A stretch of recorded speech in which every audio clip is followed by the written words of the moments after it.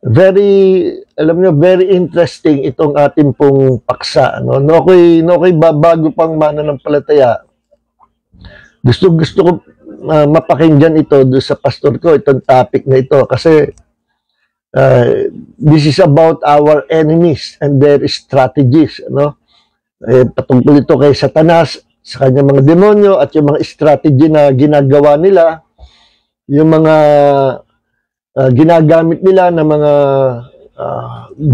doorways, or entry points for demonic attack. Kaya ang title po nito, ang ating paksa na I think number 4 na yata ito dito sa paksa natin sa ilalim ng spiritual warfare na nasa 12 series, part 12 na yata, hindi ko nagkakamali, spiritual warfare part 12. Then under spiritual warfare meron tayong sini-series na doorways or entry points for demonic bondage. And I think this is, hindi ako nagkakamali, number 4. Number 4 nga ba? Number 4 I think. Number 4. Tinalakay po natin yung iba-ibang doorways. Napakahalaga po nito. Very interesting itong topic na ito. And akin pong in-encourage ka na let's share this video. After na ma-record ito, i-share po natin sa ating mga friends, At kasi kailangan baka para hindi sila mabiktima. Marami kasi ako mga testimony, mga totoong nangyari, sa buhay ng mga biktima na atake sila ng mga demonyo at gumamit ang mga demonyo ng mga tao possessed by demons to attack their lives, At ang mission ni Satan and his demons, at gayon din ang mission ng mga ahente nila, mga mangkukulam, albularyo, sorcerers, at iba pa. Ang kanilang mission ay ganun din, to kill, to steal, and to destroy. Ayon kay Jesus, yan ang mission ni Satan. Sabi niya, the thief, the devil, comes only to kill, to steal, and to destroy. Okay? So, marami pa tayong tatalakayin ng mga entry points at mahalaga po, marinig ninyo, malaman ninyo ito kung ano-ano ito, para mapag-ingatan nyo sarili nyo, masabihan nyo yung mga kaibigan nyo, your loved ones, your family, mga anak nyo, para wag na biktima ng mga ahente ni Satanas. Kasi mga true stories po itong mga i-example ko sa inyo, So, let's pray mga minamahal. Let's pray. Heavenly Father, once again, we start our Bible study at kami umaasa sa aming pong tagapagturo, the Holy Spirit. Wala na pong iba. At salamat po sa gabi to, sa pag-aaral po namin ng doorways or entry points for demonic bondage. Amin po tinatalakay, Panginoon, ang iba-ibang mga open doors na ginagamit o pinapasukan ni Satanas ng kanyang mga demonyo to destroy the lives of the people, to kill, to steal, and to destroy. Pero sa pamagitan po ng knowledge na nagmumula sa iyo, especially this revelation knowledge from the Holy Spirit, nagkakaroon kami ng wisdom how to defend ourselves and how to fight the good fight of faith against the powers of darkness. Yes, Lord. Maraming po salamat, Panginoon, sa gabi ito sa iyo pong kabutihan sa bawat sa amin.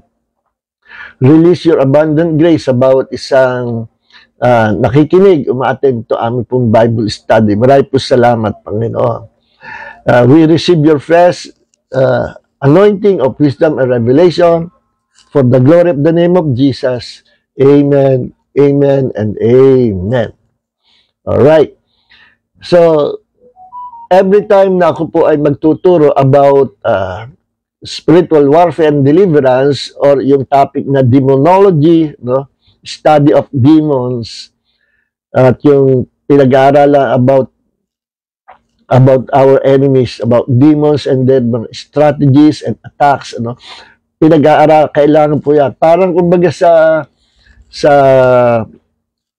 armed forces, pinag-aaralan din yung mga moves ng kaaway, yung kanilang mga weaponry, yung kanilang mga alam o yung gaano ka-powerful yung mga weapons nila at yung mga strategies nila. Pinag-aaralan yan, ano? Para kung magkaroon ng sagupaan, alam ng military force yung gagawin, no? So, ganun din sa spiritual warfare and deliverance, pinag-aaralan natin, hindi lang ang ating Diyos, kundi maging ang ating mga kaaway, gusto ng Panginoon na malaman natin through the revelation knowledge of the Holy Spirit using His Word, kung sino at kung ano ang mga ginagawa ng mga kaaway natin para maging aware tayo.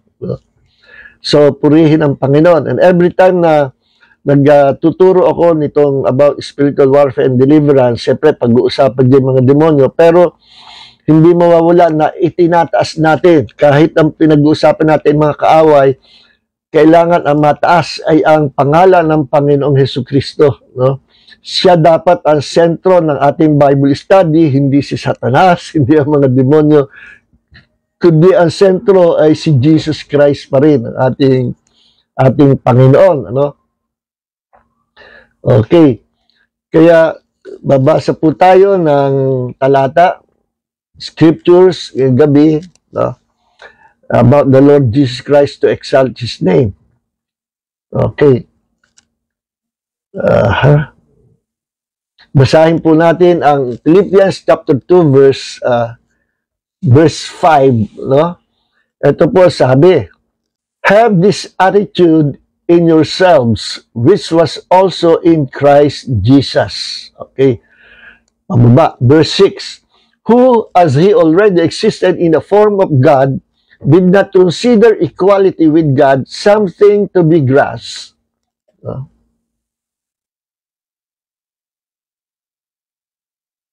But emptied Himself by taking the form of a bond servant and being born in the likeness of man, and being found in the appearance as a man, He humbled Himself by becoming obedient to the point of death on a cross.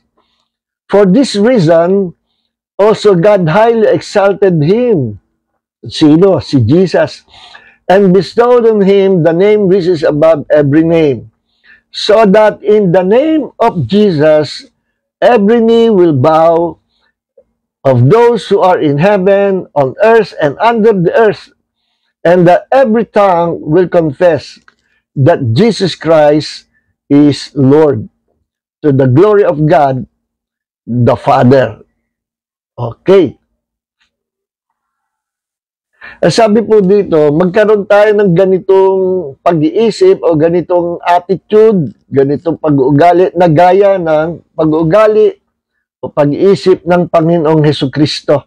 Na na bagamat siya ay Diyos, no? Although He is God and He is God forever, pero nagkaroon ng panahon, 2,000 years ago, na ang Diyos na ito ay bumaba at nagkatawang tao.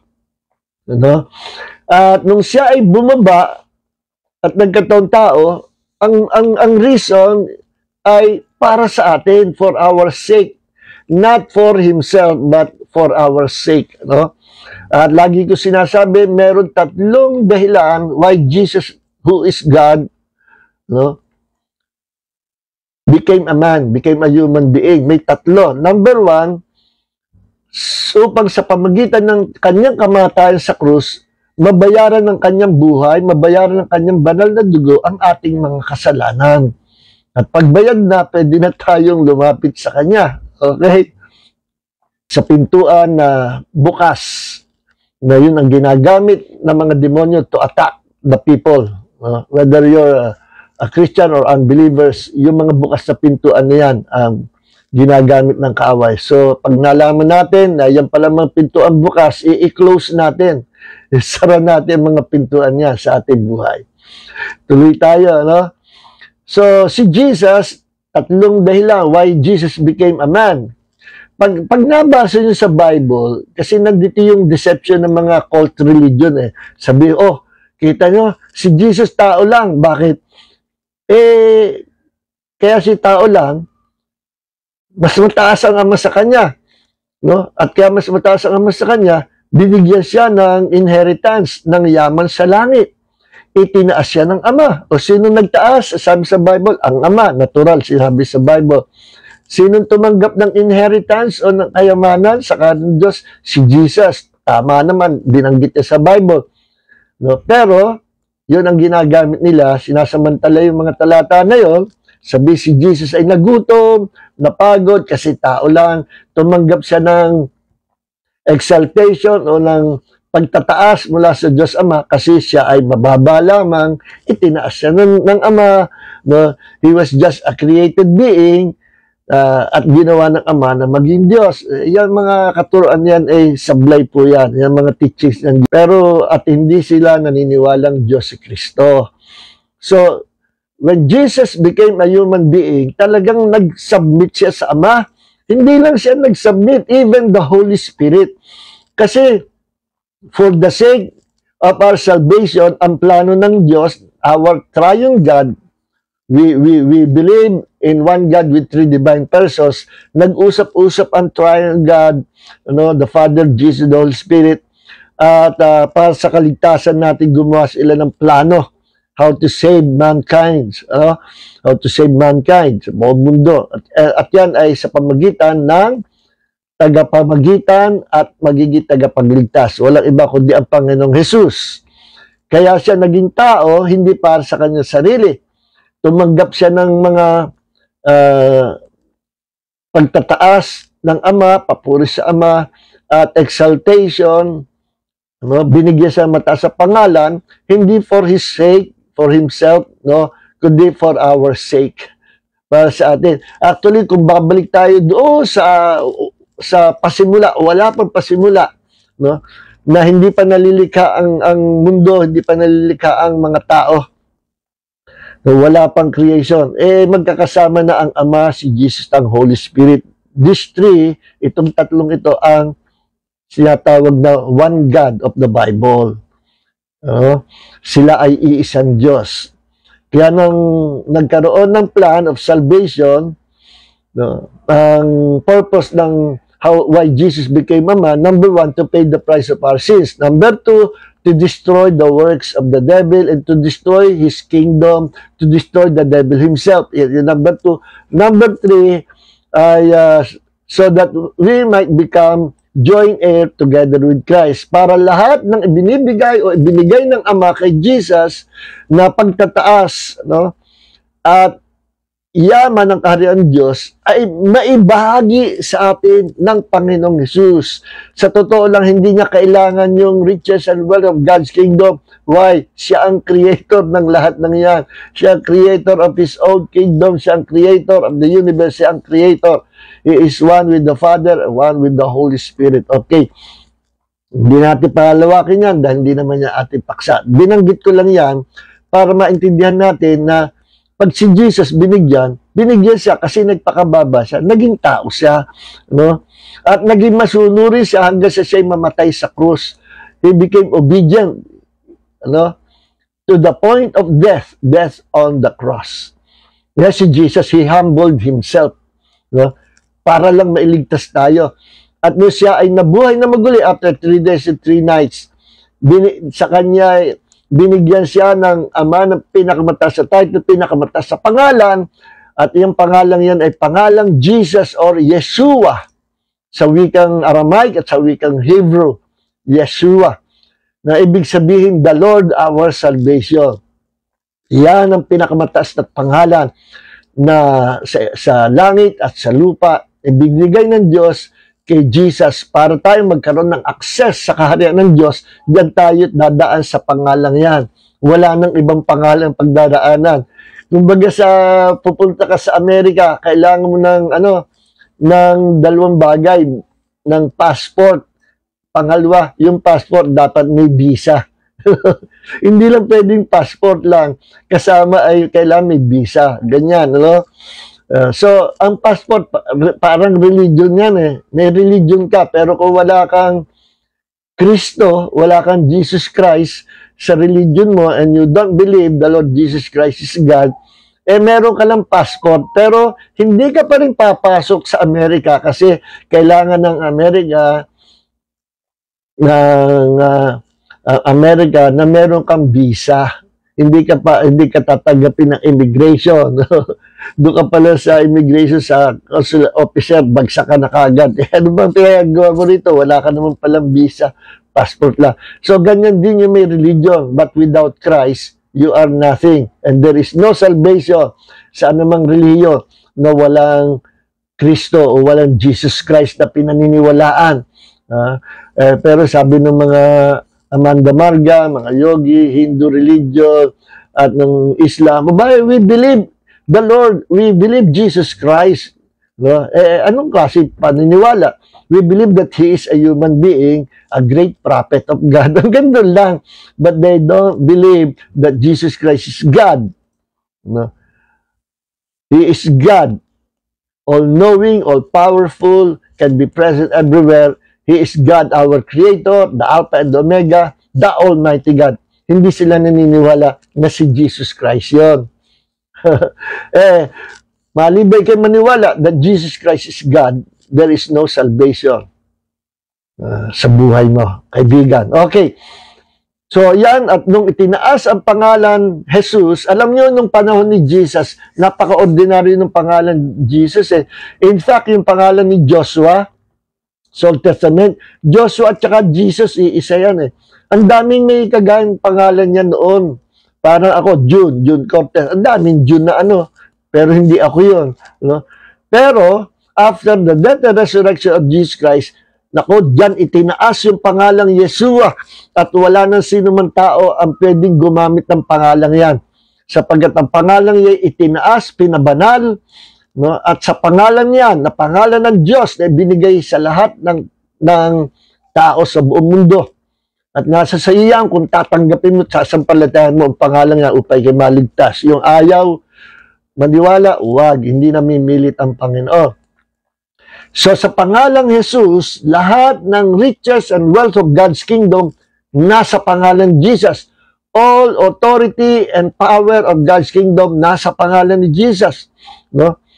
Lahat ng kapangyarihan, kapamalaan sa langit, sa kaharian ng Diyos, nasa taglay ng pangalan ni Jesus. All the names and titles of God, napakarami pong names and titles of God sa Old Testament. Lahat ng yan, hindi mo na kailangang isa-isahin pa. Just declare, just call upon the name of Jesus. Tinawag mo na lahat ng names and titles of God. Nandyan na lahat. So, sabi, in the name of Jesus, so that in the name of Jesus, every knee will bow of those who are in heaven and on earth and under the earth. See? Lahat luluhod. Sa ngayon, di pa natin nakikita, lahat lumulod sa pangalan ni Jesus, no? Pero luluhod.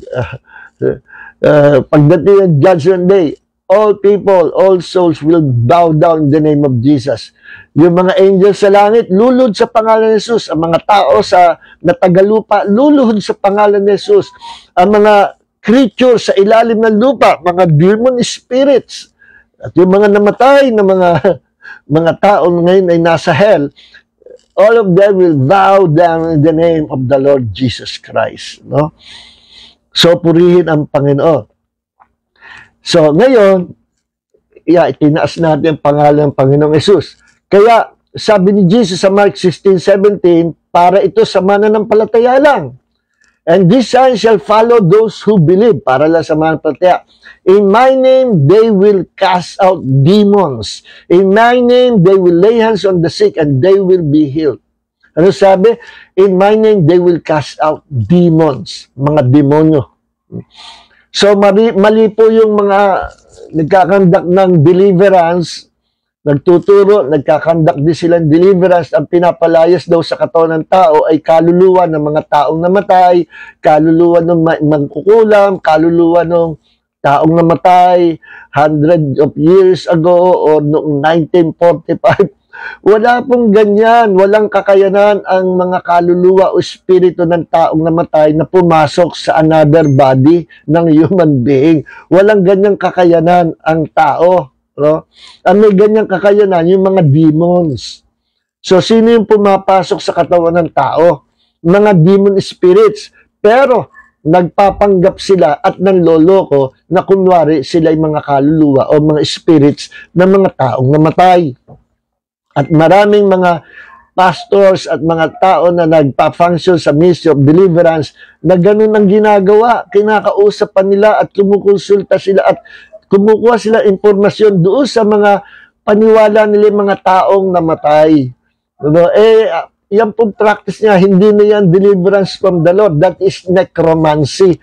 Kasi ang necromancy ay pagsangguni, pakikipag-usap, pagsangguni sa mga espiritu ng mga taong namatay. So kung ang paniniwala ninyo, yung pumapasok sa katawan tao ay mga espiritu ng taong namatay, tapos kinakausap nyo, humihingi pa kayo ng impormasyon, no? Sumasangguni na kayo sa mga demonyo, no? Kaya galit ang Panginoon sa mga necromancers o mga tao nagpa-practice na kinakausap ang patay. So,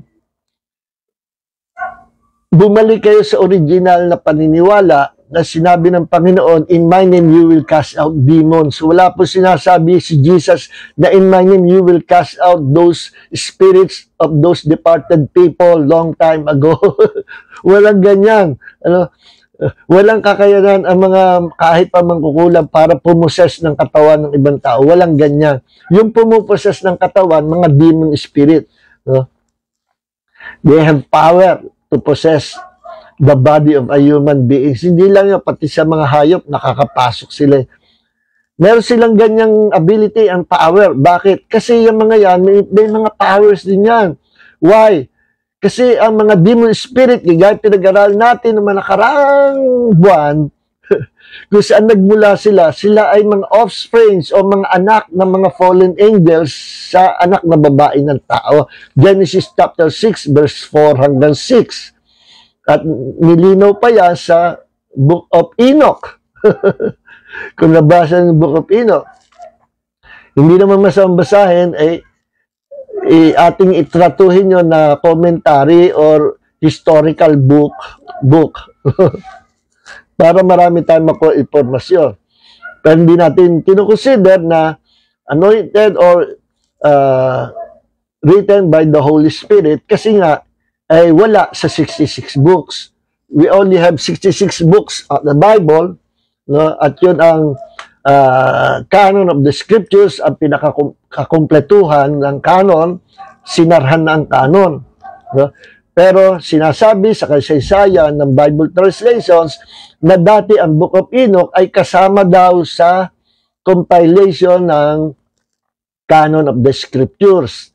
Pinatanggal ng Roman Catholic Church. Hindi ko alam kung bakit. No? So, praise God. So, baka natatamaan sila doon sa mga sinasabi doon sa Book of Enoch. No?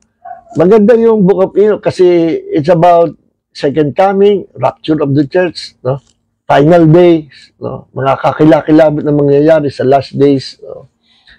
Meron akong Book of Enoch kasi binilan ako, pinadalan ako ng anak ko na sa Singapore na Book of Enoch. Kasi sabi na sa akin, Daddy, ano ba yung Book of Enoch? Kasi sikat dito sa SJ, ang dami nagbabasa mga kabataan ng Book of Enoch. Ano ba yun? Yun yung hindi napasama sa Bible o tinanggal sa Bible. Pero yung mga Ethiopian Christians, ang Bible nila, kasama yung Book of Enoch. Hindi lang yon, yung iba pang mga apocryphal books, sinama nila. Like the Book of Jubilee. Meron pa nga Book of the Giants, na nagkasira-sira na lahat yan, yung mga Book of Jubilee, Book of Enoch, Book of Isaiah, Book of the Giants, at yung iba pang mga apocryphal books. Nakita yan doon sa Qumran Cave. Nung naglalaro yung hinahanap na shepherd boy yung tupa niya, bumato doon sa kuweba, may natamaang banga, kumalampag na nabasag. Sabi niya, ano yun? pinuntahan ng bata, nakita, napakaraming manuscripts, oldest manuscripts, nandoon lahat sa bangang nabasag. At ito inireport niya at kinuha ng authorities at nalamang mahalagang books ng salita ng Panginoon. Okay, let's go back to our topic. So, doorways or entry points for demonic bondage. Number 1, pinag-aral natin ang personal sins. Naku, open door po yan. Pag may personal sins ka, confess it immediately before God. Ano? Pinag-aral natin yan. Hindi ko natatalakayin. Number 2, we have ancestral sins or yung tinatawag na generational curses that will affect your children and your children's children and your children's children sa sabi nga ng Panginoon, dadalawin ng kanyang galit up to the 3rd and 4th generation. Yung sa ating pagkaintindi, 1 generation, 40 years. Sa Bible, iba-iba ang generation. Merong 100 years, merong 20 years, may 40 years, merong 1,000 years. Merong tinutukoy na generation, yung lahi na yon na hanggat nandun yan, that generation. No? Halimbawa, lahi ng Israel, no? This generation, hanggat nag-exist yan, yung generation na yan.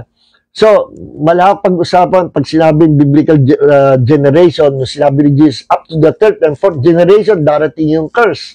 No? Sa idol, una-una, sa idol worshippers, at sa mga practitioners ng mga witchcraft, occultism, aabot doon sa 3rd and 4th generation. Hindi natin alam kung yan ay 300 years, 400 years, or so forth. Marami. Okay?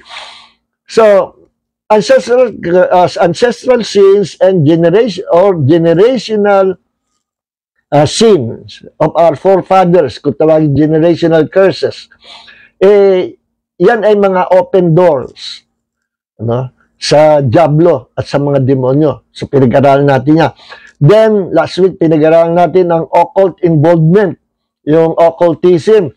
Pag ang isang mananampalataya ay involved sa pagpapractice ng occultism, naku, delikado ka. Aalagaan ka ng mga demonyo. Susubaybayin ang buhay mo. Tapos, patay ka na, lilipat pa yung mga demonyo sa iyong mga anak at sa iyong mga inapo. Ano? At hindi sila papayag na mabiktima nila ang iyong lahi up to your future generation. Susundan yan ng mga demonyo. Kaya yan, merong tinatawag na epekto rin ng generational curse, yung mga practitioners ng occultism. Ano-ano ba yung mga occult sa Bible? No? Basahin natin yung sinabi sa talata, Deuteronomy chapter 18, verse 10 to 12.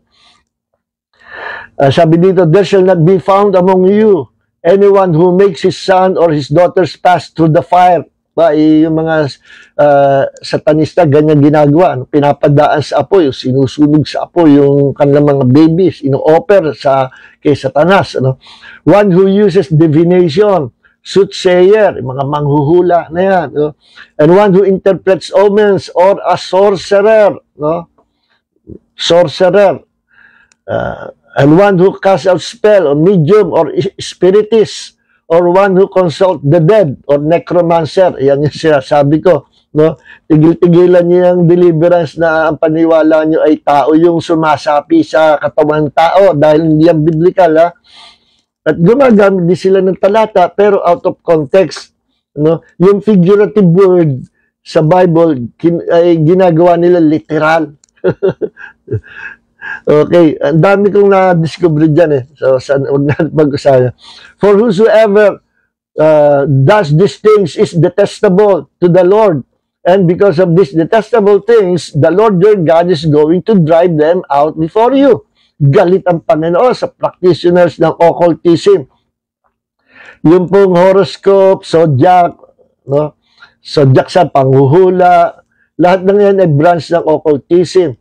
Yung mga sorcerer, sila yung gumagamit ng potion, mga panggayuma, pangkukulam. So, malawak yung kanilang yung ahensya nila, ahensya ni Satanas. Okay. Sabi sa Leviticus chapter 19 verse 31, regard not them that have familiar spirits, neither seek after wizards to be defiled by them. Gaya ng horoscope, fortune teller, Ouija board, ESP, pagpapractice ng ESP, Eastern religion, yung mga pag-yoga, no? Yung gaya ng example ko last week, yung tuta namin na possessed ng demons, kinayo-yoga. Occultic role-playing, fantasy games, kagaya ng Dungeons and Dragons, at yung iba pa mga demonic games na na-influence sa mga kabataan, mga bata. Meron din mga demonic na satanic cartoons na pinopromote ang mga grupo ng satanista. No, talagang binabudgetan nila gumawa ng mga satanic cartoons para biktimahin ang mga maliliit na bata. Kwento ko na last week, yung example ko, sundan nyo na lang yung last week na bata, pinag-pray namin ni Pastor Boy na nabiktima ng cartoon, no? Anong pangalan noon? Yung cartoon na I forgot the name, no? Ang kanyang papel doon ay siya magnanakaw. Pamula nung pinapanood ng bata, yung batang maliit naging magnanakaw din. Hanggang sa nung pina-deliverance sa amin ay may demons na lumabas, no? At yung demons, yun yung ang pangalan demons, yun yung pinapanood ng bata sa cartoon, no? Yung pangalan. So much for that. Ngayon, pasok tayo sa another na open door, no? Or entry point ng mga demonyo para to kill, to steal, and to destroy people, no? O biktimahin. Number 4 is satanic brotherhood and cult religions. Hindi lang occult religions or occultism ang pinagbabawal ng Diyos dahil mga pintuan niya na bukas, no, para sa mga demonyo, kundi yung mga cult religions, satanic brotherhood and cult religions. Ang isang example ng satanic brotherhood ay Freemasonry, no, na kakaiba yan. May mga mga secret ang tawag dito, mga secret society, no? Meron sila mga secret rituals, no? May nabasa ko, sabi, the Catholic Church first condemned Freemasonry in 1738, no? Prompted by concern over Masonic temples and the secret rituals. Meron silang mga secret rituals, bawal sabihin, bawal ikwento, performed within them. In the 19th century, the Vatican even called the Masons the synagogue of Satan. No? Tinawag ng Vatican ang mga Mason na synagogue of Satan. Ang synagogue, yun po yung lugar na pinagtitipunan, gathering place, no, ng mga members. Synagogue of Satan daw, sabi ng Vatican, na Roman Catholic Church. Pati pala ang Catholic Church ay ayaw niya ng Freemasonry, no? So, hindi lang Freemasonry, marami pa mga secret society, secret group, or secret organization na nagpa-practice na Satanism, pero ang kanilang pinalalabas mga brotherhood, ano? At isang example din dyan, mga fraternity, sorority na abuso sa pagkakandak ng hazing, ano? Ay paulit-ulit natin nababalita yung may namatay sa hazing, estudyante, batang-bata, kawawa naman, sumobra ang hazing, sumobra ang banat, ang bugbog ay namatay, no? No, ako ay nagbo-board pa sa Maynila, UST student pa ako sa kabataan ko. Doon sa boarding house namin, sa isang bahay, meron kami nakasamang dalawang members ng fraternity, pero doon sa isang kwarto magkasama yung parehong brothers, parehong members ng fraternity nila. Kami naman, ng mga taga San Pablo, sama-sama dito sa isang group, no? Meron kami sarili kwarto, apat kami sa, ilan ba kami? Apat kami sa isang kwarto, sa saya namin, no? Puro kami kasi taga San Pablo, magkakakilala, no? Tapos yung humahawak pa ng aming boarding house, taga San Pablo rin. So, ngayon, biglang isang araw, nagwala yung dalawang members ng fraternity. Doon ginawa yung hazing sa loob ng kwarto. Nag-inuman sila doon, tapos yung isinagawa rin yung hazing. Doon ginawa, mamaya kumakalampag doon sa dingding, binubugbog, lasing na sila. Yung isa sumobrang lasing, halos nawala sa sarili, pinagbubugbog na ng gusto yung yung Leopites o yung bagong sumasaling member, kawawa, hanggang sa nagwawala, sisigaw, pati baha noon, doon sa Governor Forbes, doon ako nagbobord noon, lumabas doon sa labas, baha hanggang hita ang tubig. Nako, binato ng may katapat kaming dormitory, malaking dormitory ng mga babae, pinagbabato ng bote ng soft drink at nawawala sa sarili. So, yun mga example. At ganun din nangyayari marahil doon sa mga hazing kung bakit napapasobra yung pagbanat doon sa Leopites, doon sa bago sumasali hanggang sa mamatay, hindi nila alam mamatay na pala. Kagagawan din po yan ng demonyo, no? Ang demonyo nag-uudyok, pumuposes sa isip. Granted na hindi sila possessed by demon spirits, o possible din na some of them were possessed by demon spirit, kaya nagawa nila yon. Pero yung utak nila ay tinataniman kung ano-ano hanggang sa naging masyado silang wild at sobrang gulpe hanggang sa mamatay yung kanilang hinihasing. At yan ay kagagawan din ng demonyo. Open door ng mga demon spirit, yung mga satanic brotherhood. So, ngayon, hindi naman lahat ng fraternity ganyan kasi merong mga medical students, meron ding fraternity yan, sa PMA, may fraternity rin, no? Pero yung sinasabi ko po, yung mga fraternity dyan saan na ang hilig lang maka-encounter ng trouble o yung may makakampi sila sa mga rumble, yung mga walang katuturan, So, yan ay inspired by the devil at merong nagmamanipulate sa kanila at umuudyok ng mga demon spirits. At yan ay pintuan to kill, to steal, and to destroy na gagawin ng mga demon spirits sa mga tao. At bukod dyan sa satanic brotherhood, ganun din ang cult, mga cult religions, no? Ano yan, yung mga cult religions, alam nyo? Ano yan, satanic brotherhood din yan. Hindi lang sinasabi, pero ganun din, wala silang pinagkaibahan sa sa mga satanic brotherhood, mga fraternity. Yung mga nagiging member ng cult religions, meron silang mga dinadaan sa mga doctrine para ma-brainwash sila, no?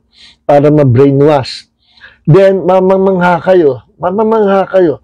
Pag na-brainwash yung mga members ng cult religions doon sa kanilang church, no? Faithful sila. Pag sila lumabas, ipagigit-gita nila yung false demonic doctrine na dala-dala nila.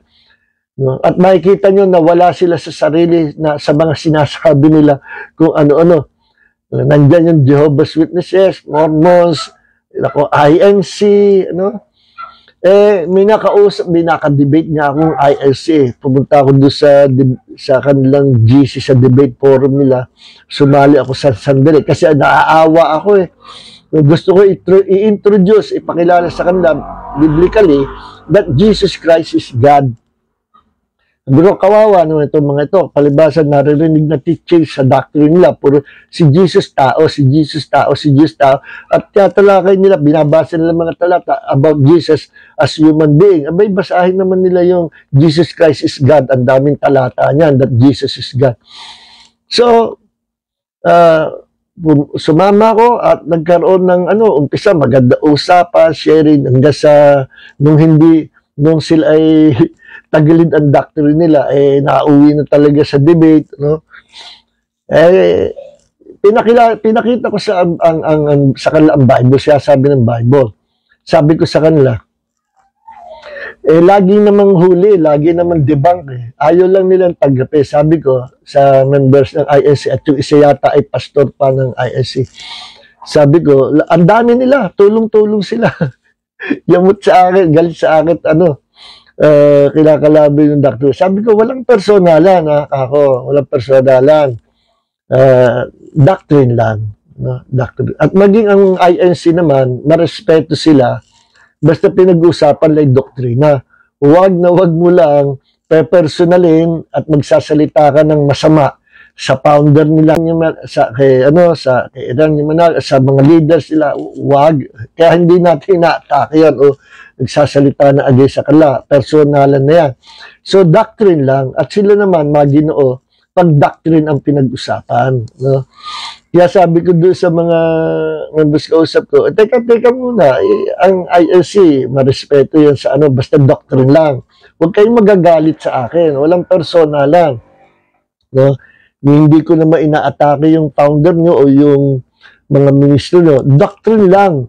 Biblia lang ang pag-usapan natin. Okay? Walang mapipikon. Kasi napipikon na sila. Lagi debunk yung kanilang argument. Isa sa mga in-example ko sa kanila, sabi ko, ang style ko kasi, paaminin ko muna. Papaligiran ko ng tanong, paaminin ko. At pagka naamin nila, hindi nila alam, sila ay napaligiran at nakulong na sa inamin nila sa tanong. No? Sinagot nila tanong. Then, doon darating yung pakikita ko sa kanila kung ano sinabi ng Bible.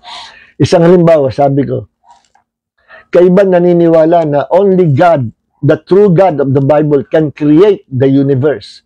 Yes, of course. Sabi ko, naniniwala ba kayo na ang tao hindi kayang lumikha ng universe? Walang sino man tao na pwedeng lumikha o kayang lumikha ng universe. Sabi ko, oo. Walang tao. Diyos lang ang manlilikha. And there is only one God, and that God is the Father.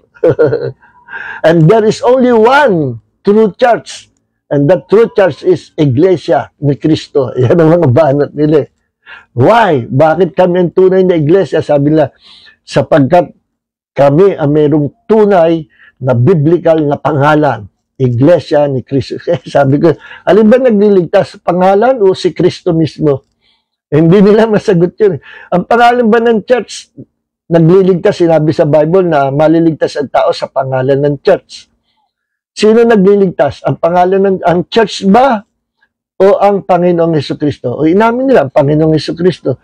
So, kung Panginoong Jesucristo ang nagliligtas, ang church hindi nagliligtas. Ang pangalan ng church hindi nagliligtas. Kasi church means people called out once, gathered together, pinagsama-sama. This is the church, the body of Christ. Church is not a building, kundi kalipunan ng mga taong iniligtas ng Diyos. Yan ang church, tao. So, sino ngayon nagliligtas? Ang church, mga tao, o si Kristo? Sabi niya, si Kristo. So, hindi kailangan ang pangalan ay Iglesia ni Cristo para maligtas. Tama. Aba, hindi. Kailangan, ang tunay na church ay Iglesia ni Cristo ang pangalan. No? Paano kung hindi pangalan Iglesia ni Cristo? Hindi maliligtas. Hindi maliligtas. Para maligtas, anong ang pangalan? Kailangan Iglesia ni Cristo. Bakit? Ang nagliligtas ba ang pangalan o si Cristo?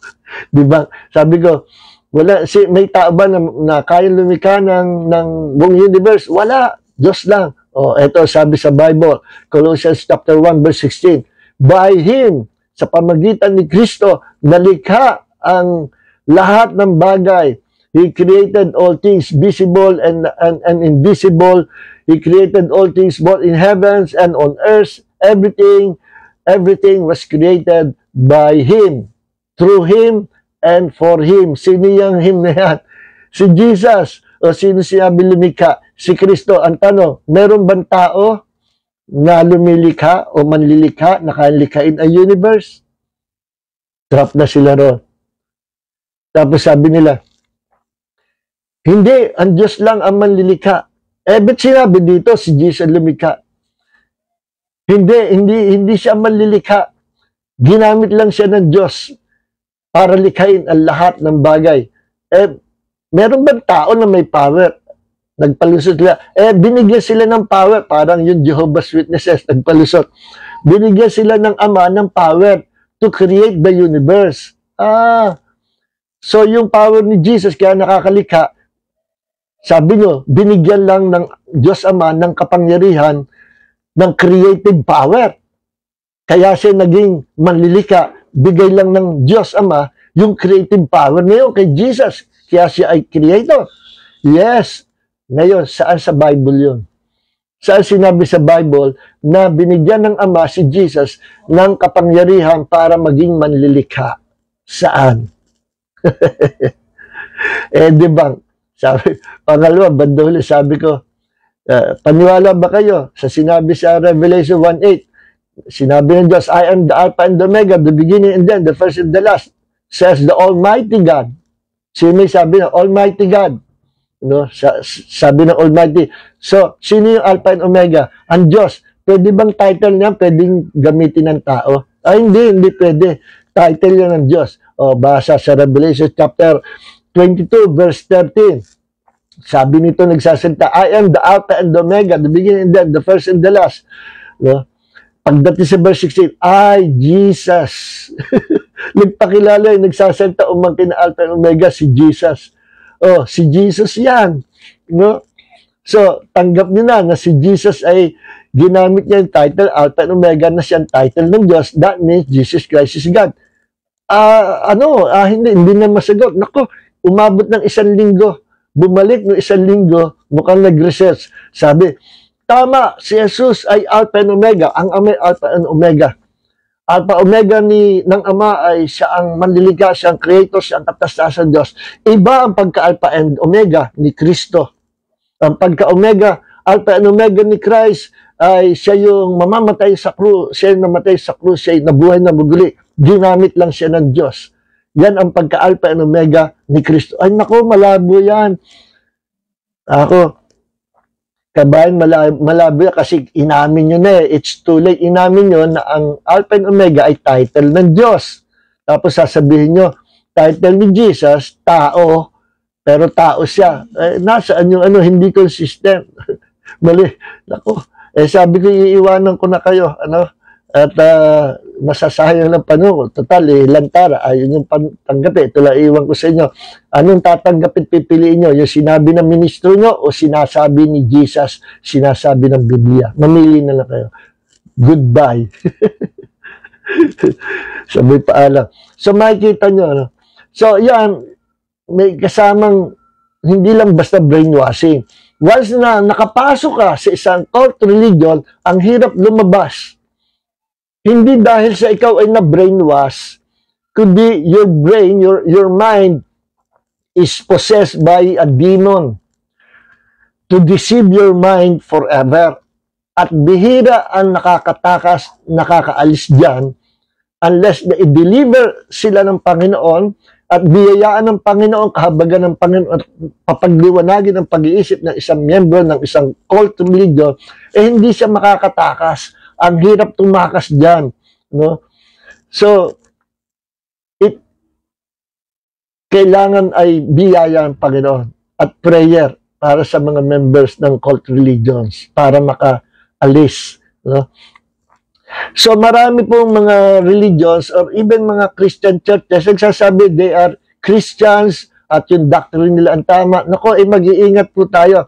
Hindi lahat ng mga ngaral at gumagamit ng Bible ay tama o totoo o sila ay true disciples of the Lord Jesus Christ. Ang isang example po dyan, kapag kami nangaral sa inyo na sinabi na ang Diyos ay namili ng ililigtas and the rest, those souls who will go to hell, hindi sila napili ng Diyos. Sino yung pupunta sa eternity, sa langit, sa kaharian ng Diyos, at sa new heavens and new earth? Sino yung pupunta doon? yung mga hinirang, yung mga napili ng Diyos na iligtas, sapagkat ang sovereignty of God ang namili. Wala tayong magagawa kung hindi ka napili ng Diyos, sorry na lang. Yan ang pananampalataya nila. That is a cult belief, that is a cult doctrine. Hindi po yan galing sa Diyos. Yung doctrine na develop from, doon sa kalaliman ng impyerno. Hindi po yan galing sa Diyos. Imagine, sabihin mo that the God of the Bible, the God, Diyos na namimili ng kanyang ililigtas. No? May favoritism na namimili. Kontra sinabi sa Bible na sinasabi na ang Diyos ay walang favoritism. No? At ingat kayo sa mga magtuturo niyan at sa magtuturo din, doktrina rin nila na Jesus did not die for the whole world. Jesus did not die for all sinners, but for only few selected people. Yan ang doctrine nila. Yung few selected people, sila lang yung maliligtas. Sino yun? Sila yung mga members ng church na yun. Exclusive. Basta nagkakaroon ng pagiging exclusive, yan po ay palatandaan ng isang cult religion. Exclusive. Sila lang maliligtas. Tanungin mo naman sila at ginagamit nila yung biblical word, theological word na elect or chosen. Sila daw yung chosen or elect. No? Talaga naman nasa Bible yung elect, chosen. Ang elect and chosen is the body of Christ. Lahat na magiging part of the body of Christ becomes part of Christ because he is part of the body of Christ. And the body of Christ is called the elect or the chosen people of God. Walang individual election. Yung ito, pinili kita. Ikaw pinili ko, ikaw pinili ko, ikaw pinili ko. At yung doctrine na yan, na pinili, ako isa na napili. Nagbubus ng pride ng ego. No? Kaya yung mga nako-convert na brainwash ay puro nagre-rebelde sa kanilang mga home church at umaalis. No? Nagre-rebelde talaga. So, ibig sabihin, merong rebellious spirit. Rebellious spirit does not come from God. Rebellious spirit is of the devil. Kaya, kasi nga, ang doctrine ay sa diablo, kaya nagkaka-rebellious spirit. At hindi lang brainwashing meron na nangyayari, nagaganap sa mga cult religions, kundi kaya silang nakukonvince at hirap umalis dyan. At kahit paulit-ulit, kagaya nung sinabi ko sa inyo, yung ILC, mga members sa ILC, lantaran, pinakita ko sa ang Bible, sinasabi ng Bible ayaw nilang tanggapin no? Ayaw nilang tanggapin that Jesus Christ is God. Lantaran sinabi sa Bible. No? Meron nga yung Colossians 1:16, sabi ko, sinabi niya creator. Diba si Jesus? O ano ka ngayon, ako? Meron bang tao na creator? Only God is our creator. By nung talaga wala maisagot Hindi, ang tinutukoy dyan ng Ama. By Him nga. Ang Ama, simulan mo sa verse 1, tingnan mo kung sino yung tinutukoy, yung context basahin mo. Sa umpisa pa lang, sino yung tinutukoy dyan, ang Ama o si Jesus? Binanggit doon si Jesus pamula umpisa hanggang sa pagdating sa verse 16, and by Him, everything was created. Everything in heavens and on earth, everything was created by Him, both invisible and visible. Si Jesus yung tinutukoy. Wala nang maisagot. Pumunta siya. Ang Ama ang tinutukoy niya. Malalo kang malabo. Bakit hindi nila matanggap ang talata ng salita ng Diyos? At mas pinaniniwalaan nila yung kanilang church at yung kanilang mga ministro ng kanilang church o yung kanilang mga mentors. Why? Kasi nga, hindi lang basta brainwashing. Nagkaroon ng transference of the spirits. Alam niyo yung transference of the spirit? Once na it is a demonic spirit. Halimbawa, itong tao ito, member ng isang cult church o cult religion, may espiritu siya ng demonyo ng pagiging religious. No? Hindi niya alam, meron siyang demon, religious demon na nag-aalaga sa kanya. No? Na ang kanyang isip pinadidilim para manatili siya na miyembro doon sa cult religions at huwag na maintindihan ang liwanag, ang light of the gospel. No? Kaya nga, yung sa mga ganyan, kahit i-doktrina mo, pakita mo Bible, hindi nila tatanggapin. Why? They need deliverance from that demonic possession. Their mind is possessed by demons. Nagkaroon kasi transference of the spirit. Halimbawa, itong taong ito, merong demon spirits. No? Siya yung pinaka-mentor o siya yung minister of the church. So, pag merong disciple yan, nag-i-impart siya ng religious spirit at yung religious spirit niyan ay naka-cover yan sa identity na religious spirit, but they are demon spirits. Kaya kung ano yung mga demons na nandun sa taong yon, sa mentor, yun din ang mga demons na papasok doon sa mga taong yon at paglalaruan ang isip nila. Kaya nakakaawa yung mga ganyang mga biktima. No? Na kahit kausapin mo, pakita mo ang Bible, paliwanagan mo, hindi nila tatanggapin. Bakit? Hindi dahil sa na-brainwash sila, kundi their mind is being possessed by demons. Pinagdidilim yung isip. No? Kasi yung mga tao na brainwash, na walang kasamang demon activities, pag napaliwanagan mo, natatanggal yung pagka-brainwash, naliliwanagan. Pero kapag ang isang tao brainwash na at may kasama pang demonic activities doon sa utak niya, kahit paliwanagan mo, hindi nila tatanggapin yan. Mas prefer nilang piriin yung sinabi nung nag-mentor sa kanila. Yes, at nagiging idol, kadalasan nagiging idol nila yung pinaka-leader nila. They worship their leaders. Yeah. Yes. So, yan po ang example ng satanic brotherhood religion. No? Marami nga nagkalat na mga cult churches na nagpapanggap na Christian church. Ang isa example dyan, mga hyper-grace believers. Hyper-grace believers, they don't believe in the doctrine of repentance. No? At kapag ka daw ikaw nag-repent, you are insulting the grace of God. You're insulting what Jesus has done on the cross, why He died on the cross. You're insulting the works of Christ. Ano? You're insulting the grace of God pag ikaw ay nag-repent sa kasalanan na gawa mo. Kaya pag ikaw nagkasala, you don't have to repent.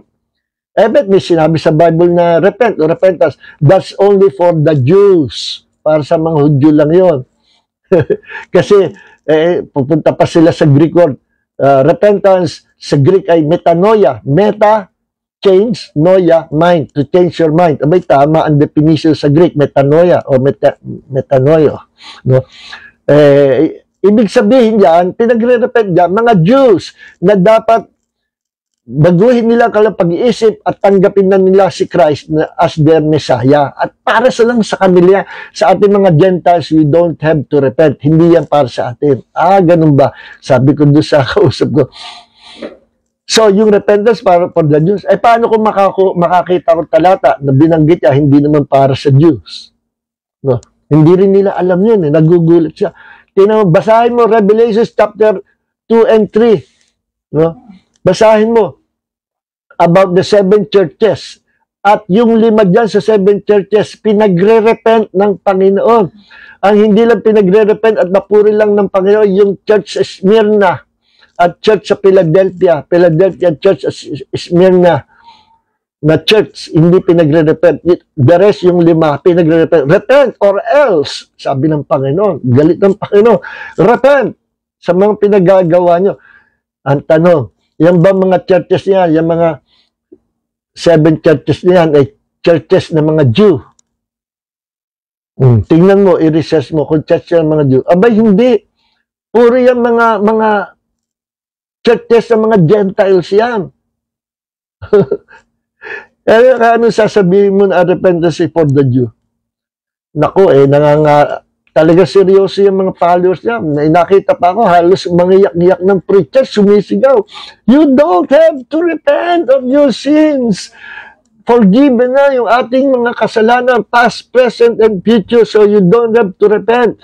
If you will repent of your sins, you are insulting the grace of God. Yan doctrine nila. Naku, cult po yan. Considered cult yung group na yan. Ngayon, may mga grupo na hindi pa naman cult. Abay, nagulat ako ngayon. Nakikita ko sa YouTube, parang pumapabor na, pumupunta na sila doon sa there's no such thing as repentance. At kanilang ngayong binabanatan yung mga old-time preachers, evangelists, na nagpipreach ng repentance. Sabi, itong taong ito ay nagtuturo ng kakultuhan kasi nagtuturo siya na ang kailangan sa salvation ay repentance, hindi kailangan ang repentance sa salvation. Faith only. Pero papunta sila doon sa doctrine na you don't have to repent. So, purihin ng Panginoon. So, mga kapatid, itong satanic brotherhood at cult religions, ay isa ito sa mga entry points o doorways ng mga demonyo. At magugulat kayo sa miyembro nitong mga cult religions or cult churches. Napapasunod sila ng kanilang mga pastor o kanilang mga ministro. Napapasunod. Sabi nung isang, nakita ko sa YouTube, sabi nung isang pastor, sabi ng Panginoon, lahat kayo ay kakain sa labas ng mga damo. Ewan kung paano sinabi niya. Siguro sinabi, mag-humble tayo. Nasagad sa harapan ng Diyos at sa pag-humble natin, kumain tayo ng mga damo sa labas. Pinakita sa video, kainan yung mga miyembro ng damo. Parang baka. Napasunod sila. Ganyan yung mga kulto, napapasunod yung mga members na. Bakit? Nagkaroon ng, hindi lang brainwashing plus transference of the Spirit. At yung kanilang mga leaders paglalaban nila ng patayan yan. Ipagtatanggol niya. They almost worshiping their leaders. Kita niyo yung, kita niyo yung kay Kibuloy, yung mga members nila. Naku, paniwala. Paniwala. Pag sinabi, I am the appointed Son of God. I am the way, the truth, and the life. No person can come to the Father except by me. Palakpakan sila.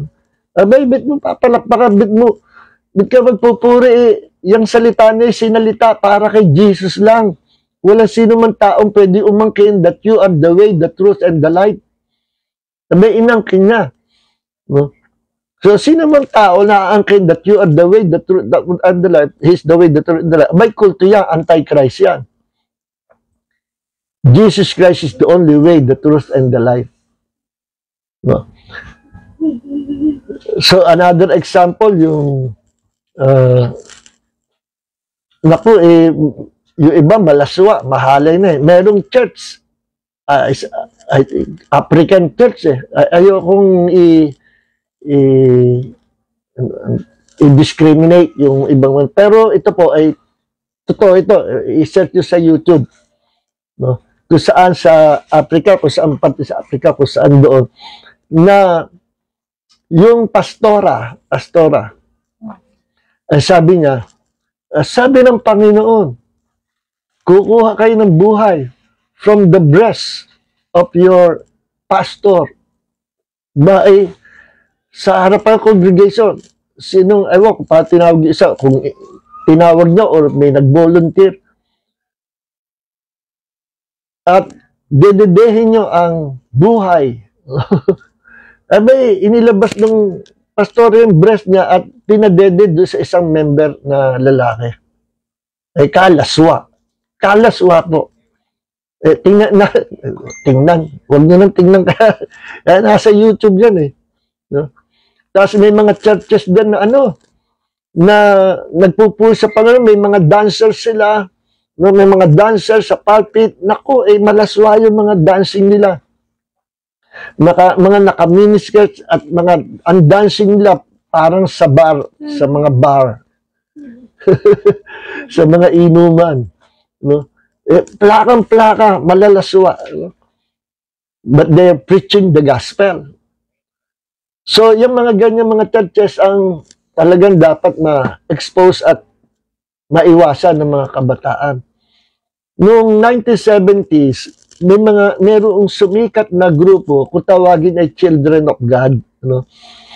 Na ang style nila, ang babait nila. No? Ang haba ang buhok, panahon ng mga hippie nung araw. So, itong mga ito para mga hippie. No? Pero sila daw ay disciples of Christ.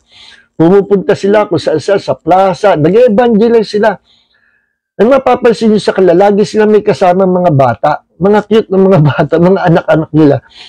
At kasama nila. Minsan, pinatutulan nila, pinakakanta nila. So, mai-impress ka, matatouch ka, no? Pag-emotional ka. Then, later on, nalaman ko, itong mga grupo na ito ay Christian cult church. Bakit? Nalaman ko ang doctrine nila. At nung na-expose ang doctrine nila, sa Amerika, binan dyan sa Amerika. Binan sa mga universities, binan sa Amerika. Bakit? Ang daming kabataan na bibiktima nila. Una-una ang doctrine nila, doctrine of love. At kanilang ina-express ang kanilang love through sexual intercourse. At meron silang, ang tawag dito, wife swapping, palitan ng asawa. So, yun ang interpretation nila ng love. At maging yung mga matitino na mga kabataan sa university, sa mga schools, nahihikayat nila through their singing, preaching, kindness. Hanggang sa binawal yan at binandyan sa iba-ibang bahagi, parts of the world, pati sa Europe. Nung binawal na sila, exposed na sila, ingat kayo sa Children of God. Kulto yan. Pinalitan nila, Children of Love. Yan. Nung kami nakapag-organize ng Bible Study Style 7 at lumalaki na, dumadami na yung umaten, meron nakiatin na ganyan, na mga children of God, no? Ang gagaling nila, mga hippie, mga rugged ang ito, pero ang babait nila, super ang babait nilang tingnan, no? May kasamang anak. Nung nakita ko, may mga kasamang anak, nagduda na ako. Sabi ko, mukhang mga children of God ito. At yung kaibigan kong, pastor or director ng Ken Copeland Ministries na sa Makati ng office. Nandoon. Pati siya, hanga siya sa kabaitan. Binigyan pa nga niya ng love gift yung Children of God sa awa niya. Kasi nakakaawa para sila mga palakad-lakad ng mga stranger na mga humble naman. Pero kung hindi mo alam ang doctrine, ganun. Ang ginagawa ng panghikayat, dudoktrinahan ka. Pag hindi ka nakuha sa doktrina, ay isasama ka nila, kakaibiganin ka nila, tutulungan ka nila. Pag hindi ka makuha doon, bibigyan ka, kung lalaki ka, bibigyan ka nila ng babae. Babae, offer sa'yo babae. Isa sa mga members nila para magkasala ka ng pakikiapid. At marami na biktima sila sa ganyan. At nung nakapasa sa Channel 7, sabi ko, duda ako rito. Kinausap ko yung leader. Sabi ko, tell me the truth. Kaming dalo lang. Are you children of God?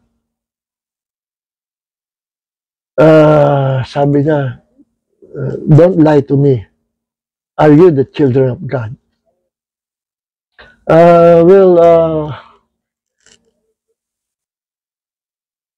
Answer me now. Well, some of them, you see, you are children of God. And you even change your name. You make it children of love. Pamula noon, hindi na sila nagpunta. Nabuking siya. So, may mga ganyan, mga kapatid. Meron pa sa Guyana, yung Guyana tragedy. Bata pa ako, mahal pala tayo, si Jim Jones. Dating Pentecostal daw yan eh. I think, dating Assemblies of God daw yan na na-kick out dahil merong anomalya sa kanya. Eh, nagtayo ng church sa Guyana, no?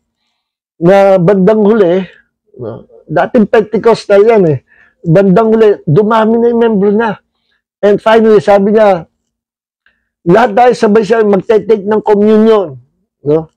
Communion table, tinapay at saro.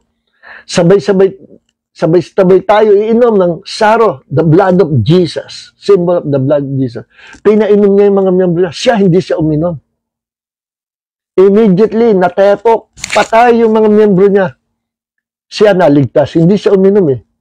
So aware siya na poison yun. Eh yung pinainom ay poison. At niredyo ng mga authorities, ng mga pulis, at hinuli, ikinulong niya si Jim Jones. Ano ba yun? Nasisira ang ulo? Or maybe demon possessed. Ganyan yung mga member ng mga cult. No? At laging ang style ng cult ay, ng mga cult leaders, mayroon sila paraan na ilalayo yung, lalo ng mga kabataan, ilalayo yung puso ng mga kabataan sa kanilang magulang para makuha kanila at sa kanila ka sumama, sa kanila ka tumira. Laging ganon. Meron sila sistemang inilalayo doon sa magulang yung mga kabataan na kanilang hinihikayat. Maraming ganyan. Nalinlang at lumayo, nagrebelde sa mga magulang at sumama doon sa cult group na yon, sa cult religion. Laging ang mga cult religions nagtatanim yan. Laging may attitude ang mga bagong recruit nila. May attitude ng rebellion. They rebel against their parents, they rebel against their pastors, they rebel. Palatandaan yan ng mga cult religions. Okay? So, entry point po yan. Kaya sabi ko sa inyo, ang attack ng demonyo, hindi lang demon possession, kundi kung hindi man pala, they can possess your spirit, your whole being, your whole body, but they can also possess your mind. Na hindi naman possess ang iyong katawan, pero ang mind mo, na-possess, nakuha nila. At mahihirapan kang makawala o makaalis sa kanila because your mind is possessed by demons. So, mga hanggang dito na lang tayo. Hindi ka kalain. Supposedly, dapat tapusin ko ay lima ito. Pero dahil sa lawak nitong pinag-uusapan natin, na topic lang natin ngayon, Satanic Brotherhood and Cult Religion. So, ituloy po natin ito sa Friday.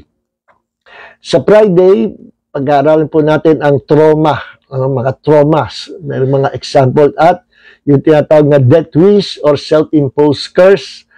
At yung mga drugs, ng mga sorcerers, nako, ang dami po akong nakuhang mga testimonies, mga true testimonies, mga talagang nangyari sa buhay. At through these testimonies, mawawarningan natin ang mga anak natin, mga church members, at mga kamag-anak at mga kaibigan. So, sa Friday po, balik ulit tayo. God bless everyone. Heavenly Father, maraming salamat sa gabi ito sa pag-aaral namin ng napakahalagang topic ito, Doorways, Entry Points for Demonic Bondage. At dalangin po namin, ma-share namin ang mga videos na ito sa aming mga kaibigan upang ma-inform sila the danger of this demonic bondages na ito. Maraming po salamat, Panginoon. At ikaw po ang Diyos na nagbibigay sa amin ng mga pagsalita. We thank the Holy Spirit, our teacher tonight. Hindi nagbabago, the Holy Spirit, ikaw ang guru po namin, ikaw ang aming Diyos, at sumaamin ka. Without you, we are nothing, Lord. Thank you, Lord, for dwelling in us and possessing our whole being. At dahil we are possessed by Holy Spirit, we are walking in the holiness of God, in the righteousness of Christ. Maraming salamat, Panginoon. Bless your people, O God. May the grace of Jesus and the love of the Father and the fellowship of the Holy Spirit be with you all. God bless everyone. Amen. Shalom.